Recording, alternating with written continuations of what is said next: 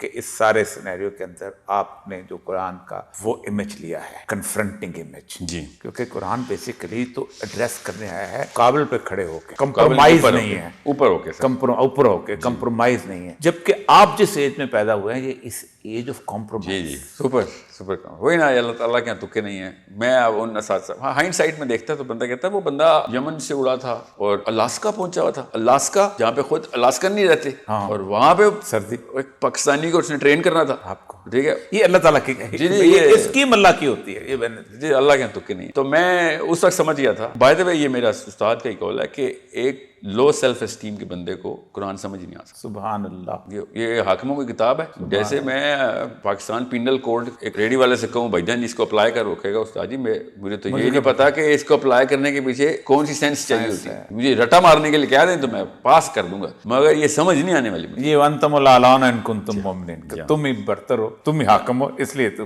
جی تو احکامی آیات کس کتاب میں لکھی ہوں، اور وہ ایک حکمت کی فلسفی پہ اور کمپرومائز کی فلسفی کے اوپر اس کتاب کو پڑھے، یہ کتاب کے ساتھ زیادتی ہے۔